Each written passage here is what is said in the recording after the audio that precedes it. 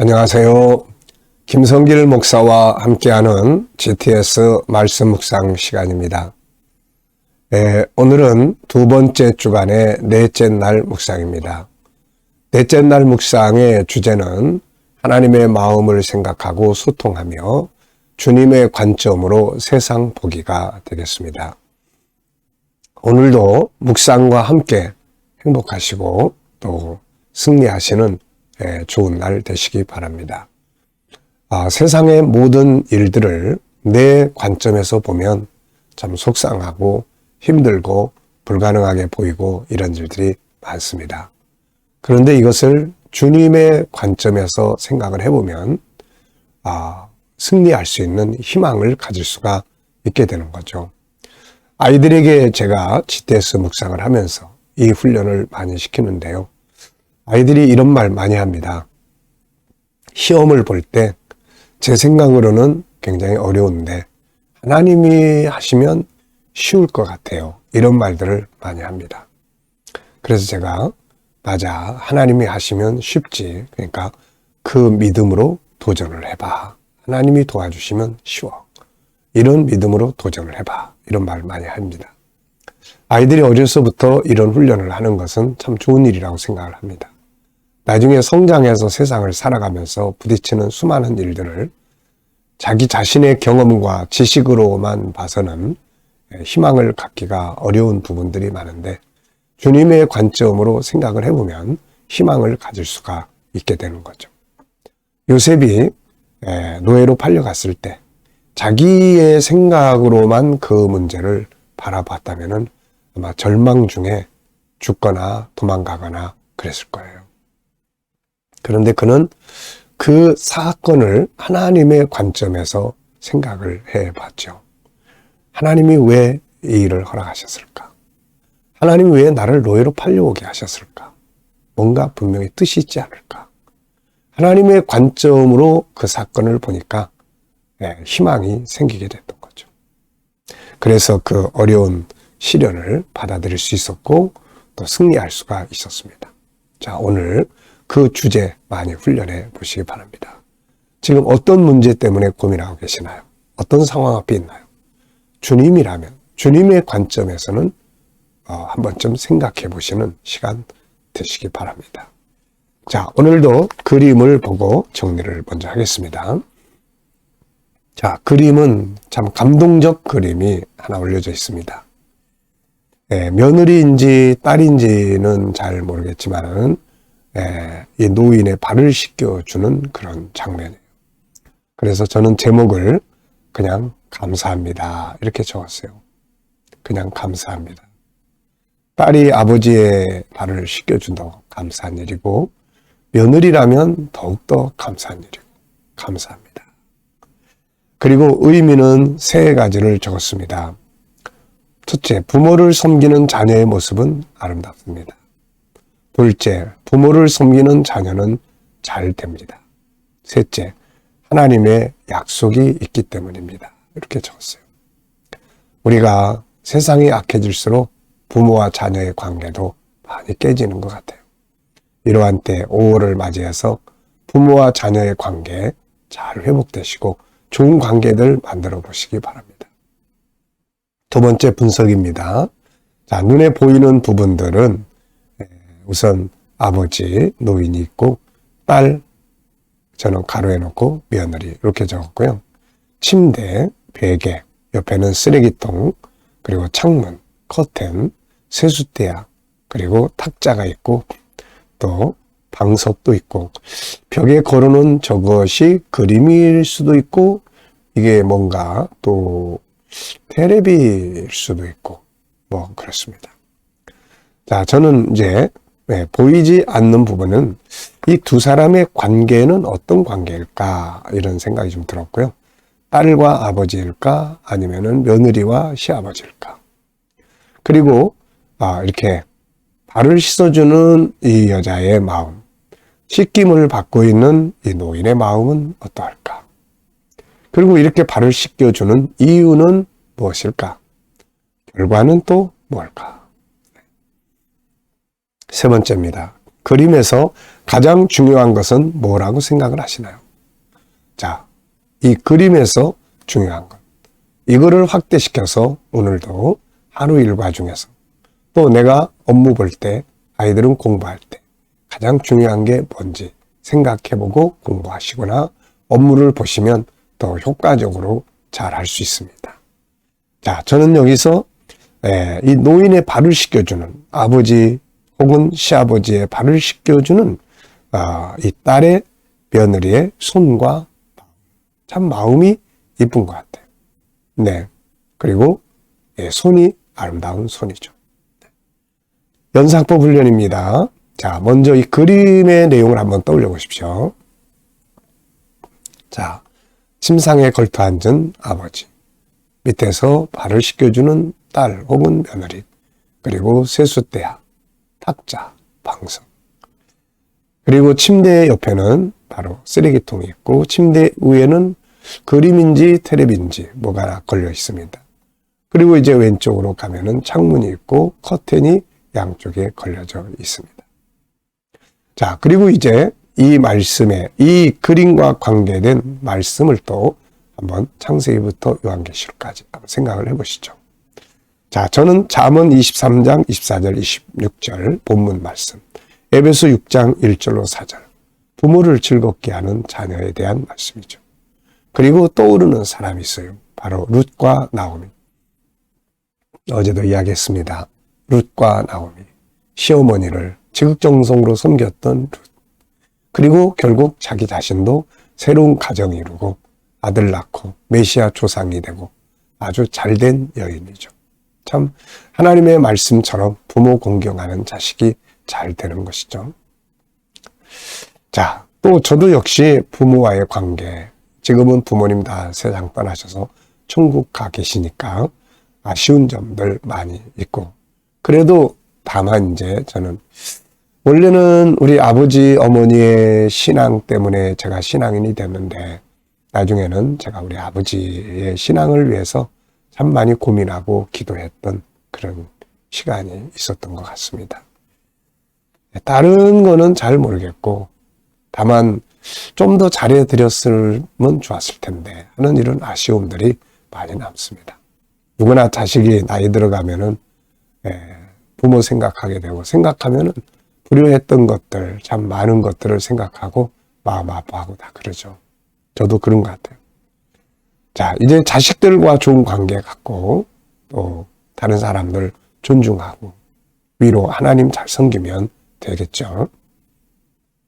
상상력 교육입니다. 현재 요 그림. 자, 앞에는 이런 그림을 좀 그려보고 싶어요. 이 아버지가 이 딸이 어린 시절에 발 씻겨주고 돌봐주고 하는 그 그림. 자, 그리고 다음 그림은 또 이제 이 여자, 이분이 딸이든 시어머니, 며느리든 침상에 걸터 앉아서 또 그 다음에 그 딸이나 아들로부터 또 이렇게 섬김 받는 장면을 또 그려볼 것 같아요. 인생은 계속 이렇게 흘러가면서 또 역할이 바뀌기 때문에 그렇습니다. 오늘의 부모가 자식들을 위해서 애써주는데 그 다음에 또 이제 자식은 또 부모가 되게 되는 거죠. 그래서 오늘의 자녀들이 부모에게 효를 할 때 그것을 보는 자녀들이 또 그 부모에게 효를 할 수가 있게 되는 거죠.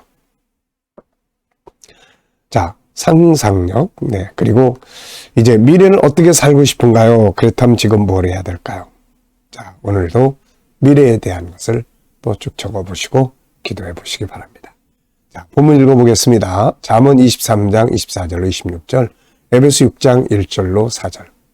의인의 아비는 크게 즐거울 것이요 지혜로운 자식을 낳은 자는 그로 말미암아 즐거울 것이니라. 내 부모를 즐겁게 하며 너를 낳은 어미를 기쁘게 하라. 내 아들아 내 마음을 내게 주며 내 눈으로 내 길을 즐거워할지어다. 자녀들아 주 안에서 너희 부모에게 순종하라. 이것이 옳으니라. 내 아버지와 어머니를 공경하라.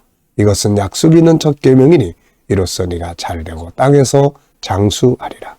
또 아비들아 너희 자녀를 노엽게 하지 말고 오직 주의 교훈과 훈계로 양육하라. 아멘. 자, 어제 감사한 일 뭔지 또 적어 보시고요. 오늘 또 감사한 일 뭔지 또 적어 보십시오. 속상하고 힘든 일 생길 수 있어요. 그런데 그 속에서도 감사할 수 있는 것들이 또 있습니다. 그래서 그 감사할 조건 찾는 게 아주 중요한 일입니다. 자, 미래에 대해서도 또 감사하고 싶은 거 적어보시기 바랍니다. 저는 항상 이 미래의 제 비전을 가지고 있기 때문에 그 비전을 이루실 하나님 앞에 항상 감사의 내용을 적습니다. 자, 1번입니다. 본문을 통해서 하나님이 내게 주시고 싶은 메시지는 뭘까요?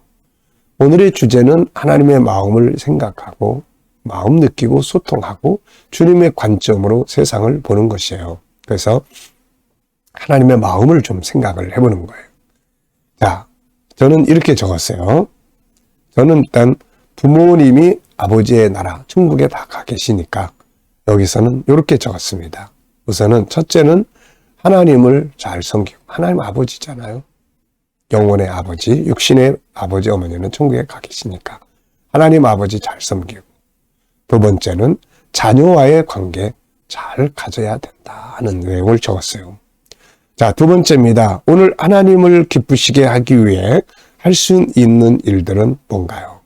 네, 저는 자녀와의 좋은 관계 갖기, 좋은 언어 사용하기, 그리고 내게 맡겨주신 일 오늘도 충성되게 잘 감당하기, 이렇게 적었습니다. 여러분들은 여러분의 삶의 현장에서 관계 속에서 감사하고 하나님을 기쁘시게 할 수 있는 일이 뭔지 한번 생각을 해 보시기 바랍니다.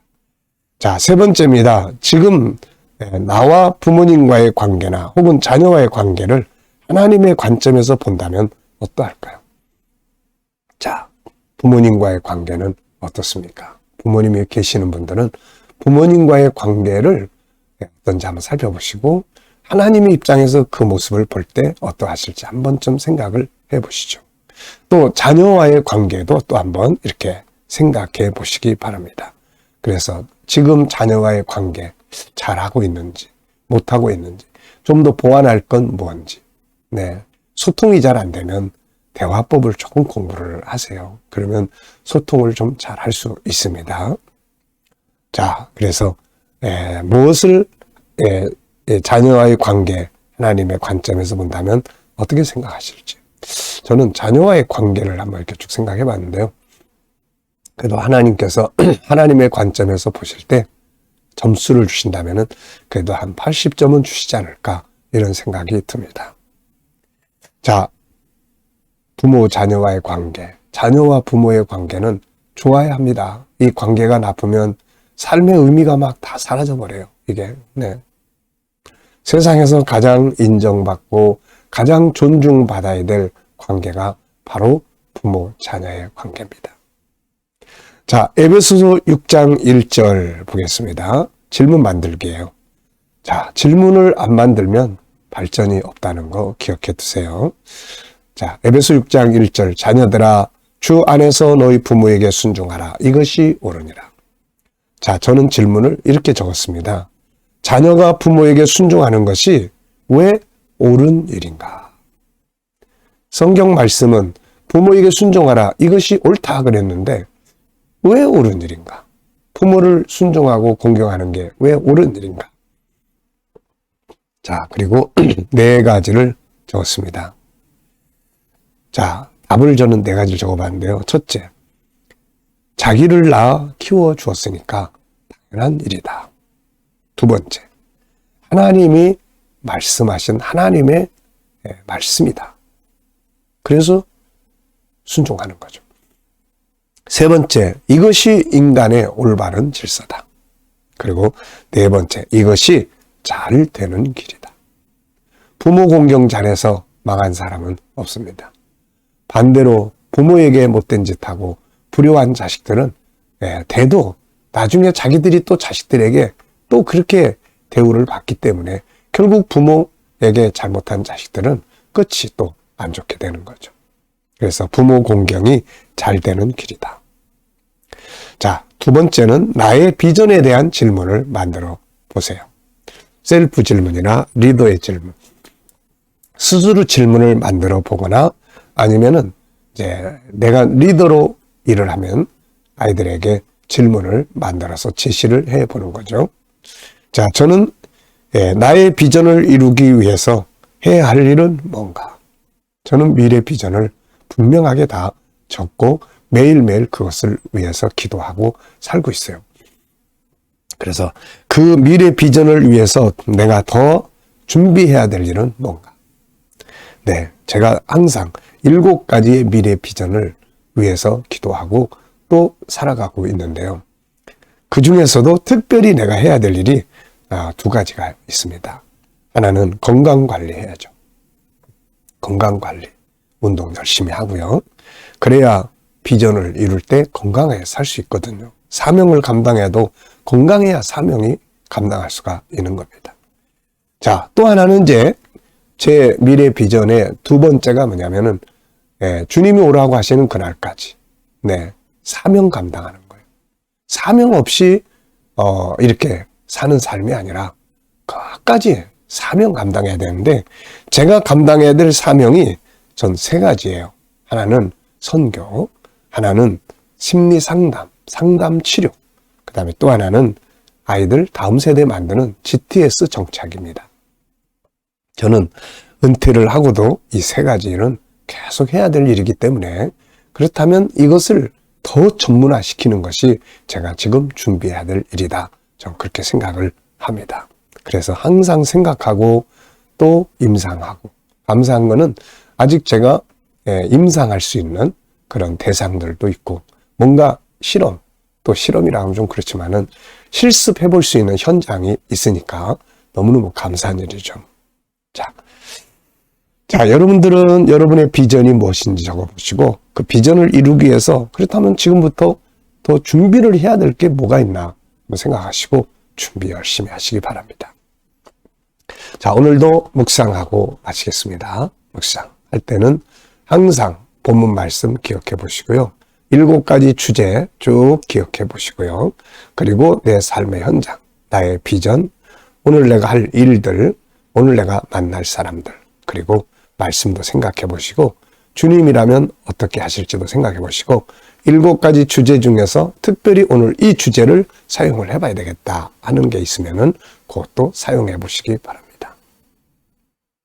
자, 그리고 주님께 물으면 말씀이 떠오르든지 영감이 떠오르든지 합니다. 저는 2가지의 영감이 떠오르는데요. 하나는 반드시 잘 될 것이다. 또 하나는 기다려라 하는 이런 거예요. 자, 이런 영감이 이렇게 딱 떠오르면 일단 마음이 안정이 돼요. 그리고 기분이 좋습니다. 떠올랐다가 잊어버릴 수도 있지만 그러나 이게 은혜고 이게 복이에요.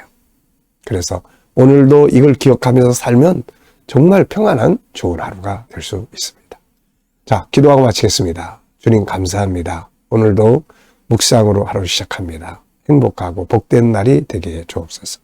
우리 자녀들, 친척들, 동료들, 안 믿는 자들 주께 돌아와 다 구원받게 하여 주시옵소서.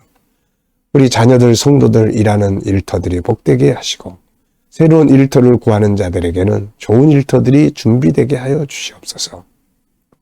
아버지, 오늘도 치료받는 모든 교우들에게는 치유의 능력이 강하게 역사해 주시고 이 나라의 대통령을 비롯해서 지도자들에게 지혜를 주셔서 백성을 잘 이끌어가게 하여 주시고 또 세계 곳곳에 있는 선교사님들과 복음 전하는 자들에게 하나님 역사하여 주시고 은혜 베풀어 주옵소서.